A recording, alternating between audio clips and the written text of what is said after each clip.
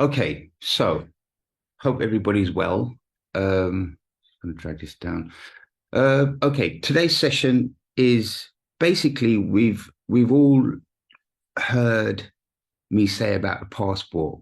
So we'll look at that today as a study session. Um, that's basically the first document we get asked for as identification, or the birth certificate, of course. So we've really got to know what it is we're actually using. Um, the banks, for example, will ask you for a passport. So we've got to know what you're kind of like giving them, or we should know what we're giving them really and truly before we actually give it over. Because that's our safety barrier, basically. Um, okay, if you've all got a pen and paper or something, I'm just gonna what I've done here. This is how I basically do my studying when I'm looking at certain words and stuff. So if you want to, you can write down these words. I've numbered them. First one's maritime. This is all recorded anyway, so it's going to be put up and you can see it on the Patreon group as well anyway. So, but if you want to just follow along, because I'm going to be scrolling through. First word is maritime. Second word is document. Third word is neutral. Fourth word is merchant. Fifth word is vessel. Sixth word is captain. Seven word is master. Eight word is name. Nine is property. 10 is description, and 11 is cargo. I'm only going to go to there, but you can go throughout for yourself when you are studying and doing your practice stuff and studying stuff. It's just a really easy way to do things. If you write down a certain words, what you want to look at, which stand out to you when you're reading something, of course, from the legal dictionary, it helps you pull apart the word itself. And as I said, we're going to look at the word passport. So I'm only going to look at two sections in this. I'm going to look at the top part with the numbers and all that section. Then I'm going to write down the bottom in the modern law. I'm just going to look at them two sections just to start with. I hope everybody can hear me okay. And and yeah, I'll get reading, but I'll explain as I go. And also as well, this is like a part audience like participation as well. So if you don't get something, please question it. So okay, I'm gonna start. So passport, we've all been told and we know is a passport. Passport is only used when it says maritime. It's only used within the maritime jurisdiction. Yeah. So when you use your passport, you're only in maritime. Yeah. And down at the bottom, as it says in modern law, but we'll get to that. Yeah. In modern law. So in maritime, a document issued to a neutral merchant vessel by her own government. Now, what makes it funny here is that it's saying that it's a document given to her own government. So we're talking about a female here of some sort. Um, so during the progress of a war, to be carried on the voyage to evidence her nationality and protect her against the cruisers of the belligerent powers. Yeah, so automatically we've got her being spoken three times there. This paper is otherwise called a sea pass, a sea pass, sea letter, sea brief. Yeah, so these are the different types of namings they've got for the passport. It usually contains the captain's or master's name and residence, the name, property, description, tonnage, and destination of the ship, the nature and the quantity of the cargo, the place from whence it comes and its destination, with such other matters as the practice of the place requires. So automatically, we've got at number 6 there, we've got the captain's name or the master's name. Yeah. So the captain and the master is actually the same thing. Yeah, but they use it. They don't really use captain as much, but we'll come to that as we go through. But master as well. So the master and the captain basically is the captain of the ship. So it's got their name. Then again, after it says the residence, it then says another name. So the name, the property description, destination, blah, blah, blah, and the cargo. But this time, this name is for the ship. So automatically, you've got two names on your passport. You've got a name of the ship and you've got the name of the captain or the master. Yeah, so you've got two names on your passport. And that basically is describing everything within maritime law when you're using the passport. Now, when we look down at the bottom, sorry, I'm just going to let these guys in. Yeah, so when we look down at the bottom, it says in modern law, a warrant of protection and authority to travel granted by the competent officer to persons moving from place to place. Now, did anybody pick up on anything within the modern law on what's written there? A warrant of protection and authority to travel. Do you get that? Do you get what it's saying there? Because in one way, it's saying that it's a warrant of protection and authority to travel. So what do you do when you go in your car? You travel in your car. Yes. You see? Mm-hmm. So you don't need a driving license because you've already got a warrant of protection and authority to travel with your passport. Do you get it? Mm-hmm. So it's saying basically, yes, it's an authority on travel, basically, yes. So, and it's saying granted by the competent officer to persons moving from place to place. So you're traveling from place to place in your car. You're not driving. So this is one of the laws or the legals words you can use when they're saying that you're driving. Because when you're driving, you're performing a duty of employment for work, which is you're working for the DVLA. But when you want to move around in your family car doctrine, they call it, you can use your passport as a warrant of protection and authority to travel because you're only traveling in your car. Do you see? They want you to believe that it's a vehicle.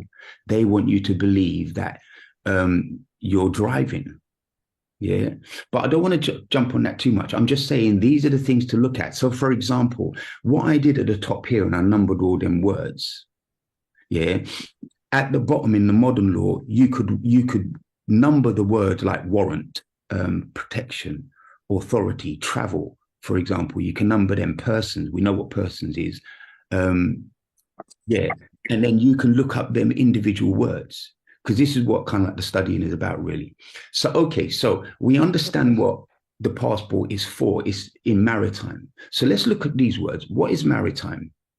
So, maritime, pertaining to the sea or ocean or the navigation thereof, or to commerce conducted by navigation of the sea.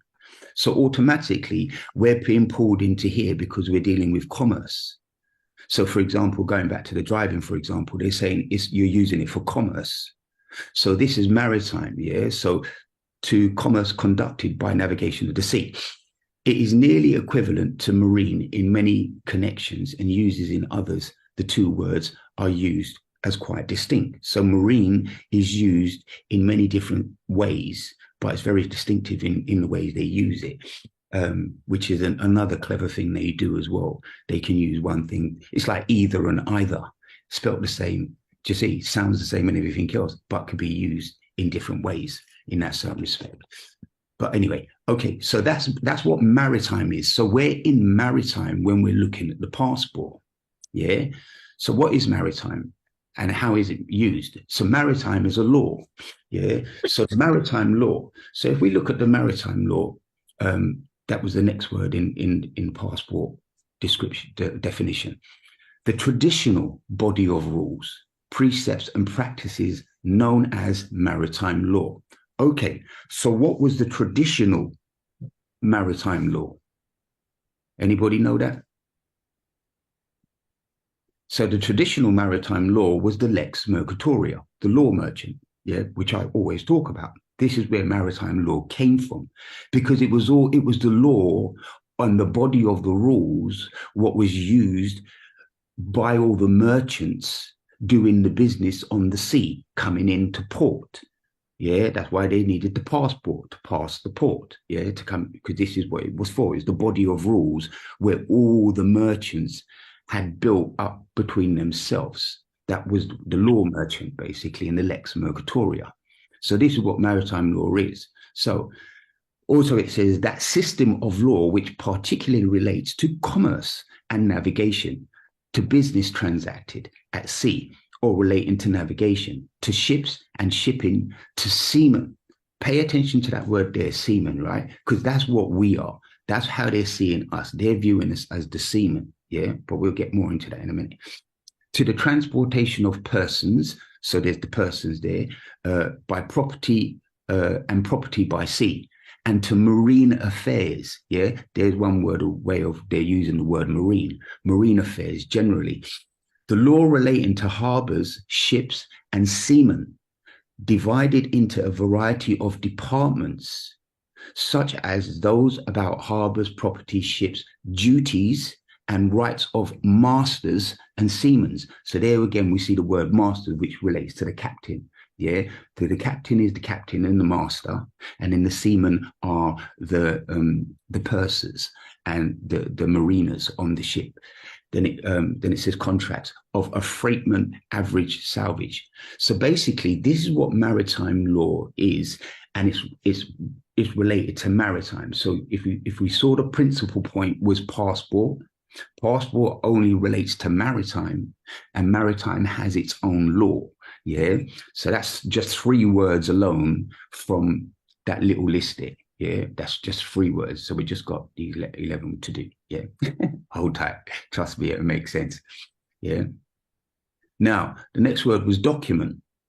Now, this is interesting because, okay, an instrument on which is recorded by means of letters, figures, or marks, matter which may be evidentially used. Yeah.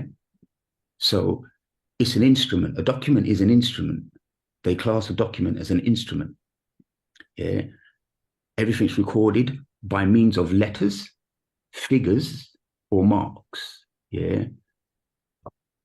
In this sense, the term document applies to writings, to words printed, lithographed, or photographed, to seals, plates, or stones on which inscriptions are cut or engraved.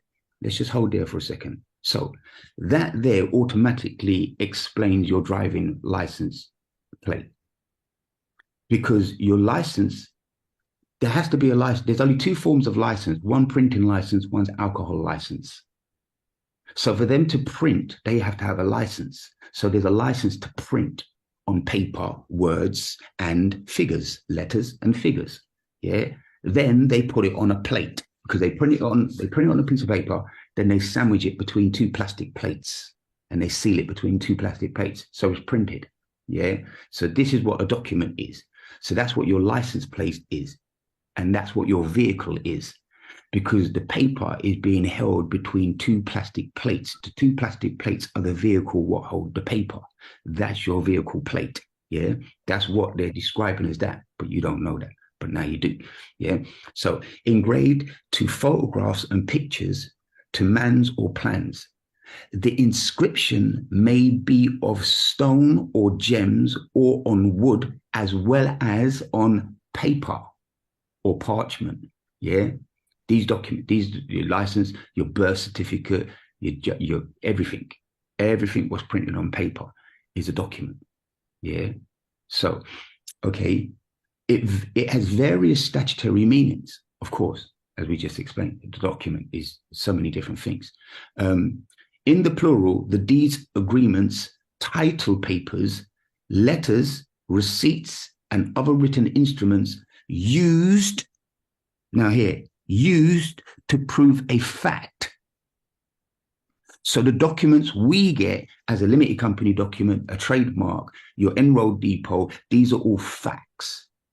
So documents can only be used to prove facts in a certain sense. Yeah. So that's the next word down. So the documents given to a neutral merchant vessel. So neutral.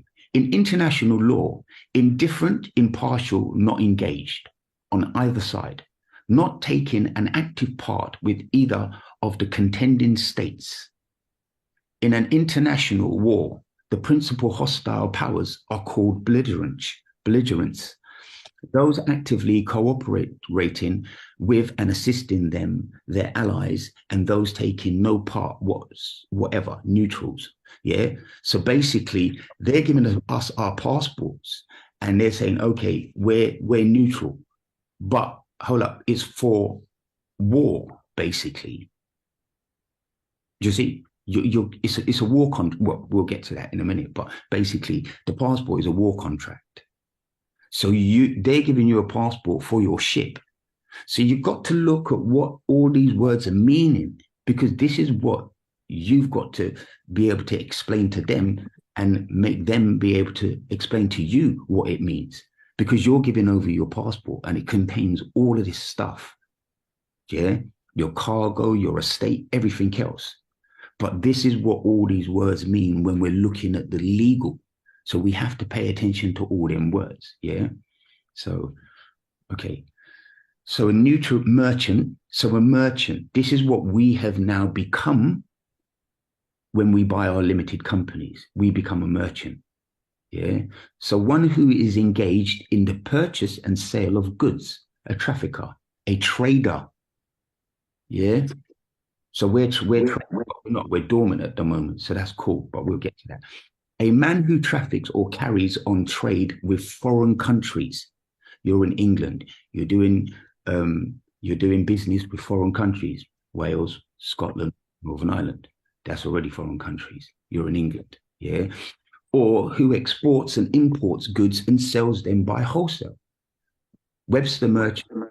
This description are commonly known by the name of shipping merchants.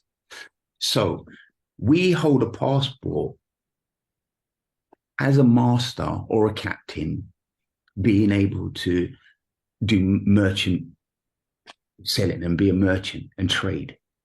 Yeah. And at the bottom here, commission merchant, see commission, law merchant, that goes back to the Lex Mercatoria, mercantile law, which is merchant law, and statute merchant here, which is legislation. But you can look at them different meanings and then go and word them out as well for yourself. Yeah. So the vessel, okay. So the vessel, a ship, brig, sloop, or other craft used in navigation. The word in its broadest sense is more comprehensive than ship. Yeah. The word in its broadest sense is more comprehensive than ship.